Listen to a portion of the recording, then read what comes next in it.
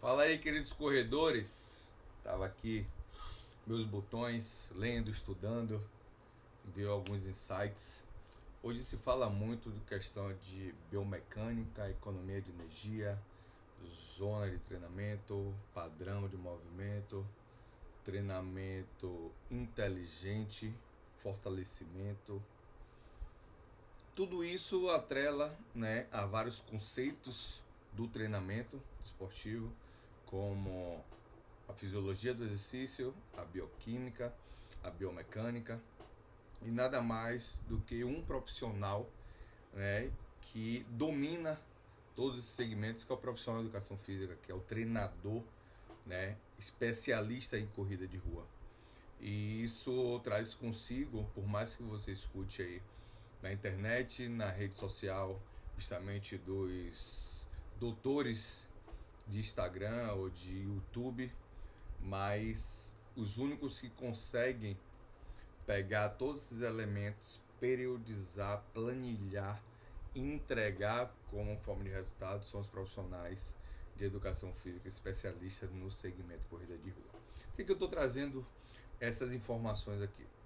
Se a gente for parar para pensar em zona de treinamento, vamos falar aqui de pace.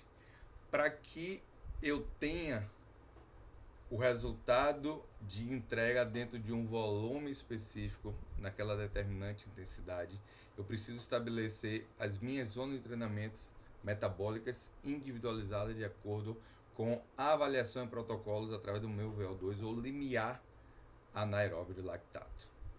Para isso, em uma condição onde você é submetido a protocolos de avaliação que mensuram a emissão desses gases metabólicos, ou através de protocolos de pistas, ou através da ergometria, ou, né, de mensuração do seu lactato em esforço, para identificar essas variáveis e atrelar a 3 variáveis de intensidade das zonas de treinamento, que é o seu limiar dentro do tempo médio de velocidade por quilômetro, que é o pace ou ritmo, a sua frequência cardíaca dentro desse ritmo estabelecido, ou a velocidade dentro dos limiares mensurados de esforço nos picos atingidos do seu VO2 máximo.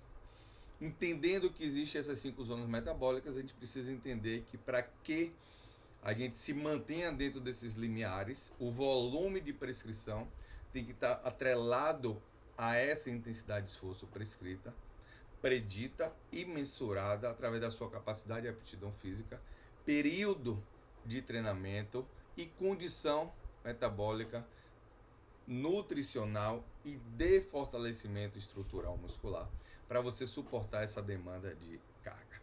Então, simplesmente não é você dizer que correu em tal pace se você não tem a capacidade de correr nesse pace, ou aquele pace muitas vezes não está prescrito ou direcionado de forma adequada para aquela intensidade ou para aquela distância em termos de volume, propriamente dito. Entendendo que existe, além do pace através da zona de treinamento, existe a sua condição metabólica de demandar energia e substratos para suportar esses limiares. Muito se condena a questão da utilização de carboidrato e muito se traz a utilização desse carboidrato intratreino. Você não vai ter grandes resultados do intratreino se você não tiver o pré-utilização desse carboidrato, ou de adaptar o seu organismo a utilizar esse carboidrato durante o processo de corrida, porque a gente entra em vários ciclos esses metabólicos que demandam a principal energia e produção de ATP, que é justamente o nosso glicogênio muscular. Depois entramos em outras vias de ciclos de Krebs, ciclo, né, do ácido pirúvico, ou seja, ciclo de Cori em conversão de ácido lático para glicogênio hepático, gliconeogênese, e outros fatores, chegando aí a vias de pentose, né, quando você depleta aí todas as fontes de energia após entrar nas vias de queima e metabolização de gordura, isso dependendo da sua intensidade de esforço, ou se você tem a capacidade de chegar a esse viés, dependendo da sua demanda energética ou da sua adaptação metabólica para esses fins. Então, é uma complexidade que não é uma receita de bolo.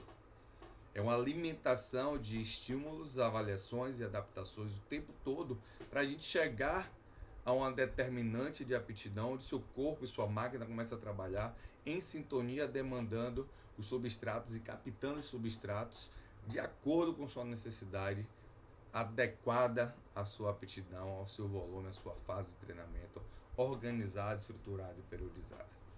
A gente ignora muito a questão dos profissionais que cuidam de cada segmento, o seu treinador que cuida do seu fortalecimento, o seu nutricionista que cuida da sua nutrição esportiva, que não é só prescrever o que você acha que é, isso tem que estar atrelado ao planejamento junto com o treinador, tanto o que faz seu treinamento de força, porque o seu metabolismo do treinamento de força, seu treinamento muscular tem que estar adequado ao seu fator nutricional, associado à sua demanda energética de especificidade que você vai ter também na corrida.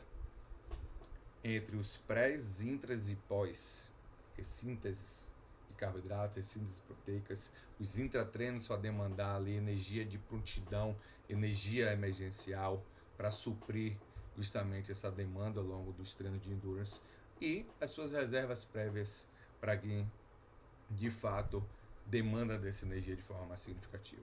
Preparar sua mitocôndria, preparar sua célula, o seu metabolismo digestório intestinal a recepcionar esses tipos de carboidratos. Outra coisa é a utilização de alguns suplementos intratreino, que a gente tem que tomar bastante cuidado, que tem várias outras substâncias. Quanto mais substância um carboidrato tiver, nitrato, taurina, cafeína, BCAA, enfim, todos eles, creatina, todos os elementos, quanto mais moléculas de substrato tiver, mais tempo ele vai levar para degradar e lhe fornecer energia e, consequentemente, muitas delas podem anular o efeito do carboidrato.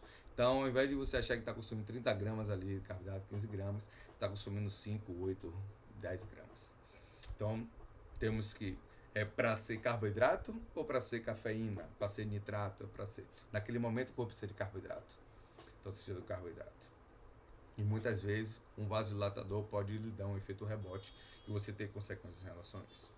Vindo para a parte mecânica, o fortalecimento, muitos falam do treinamento de força, Choquito.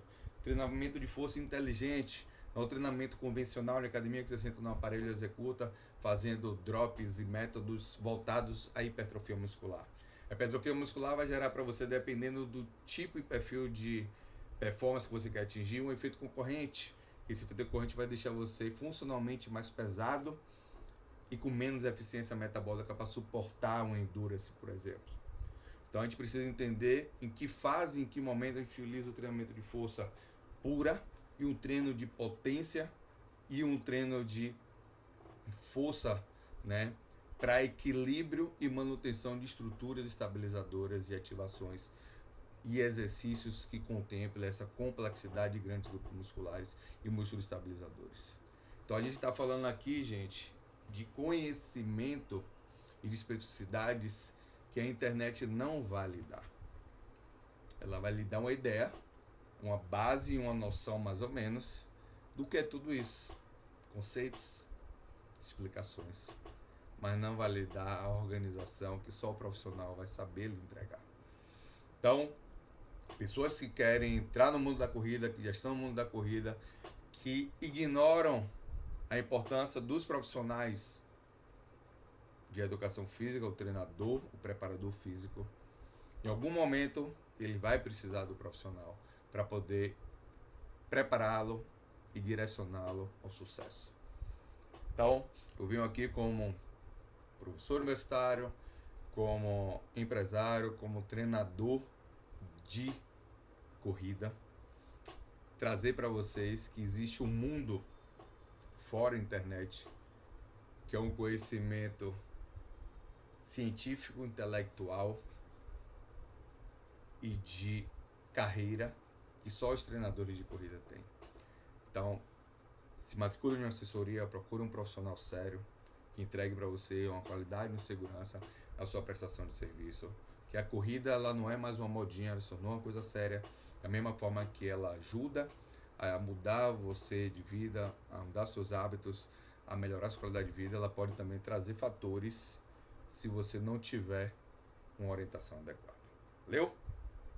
Pense nisso. Abração pro seu Choquito.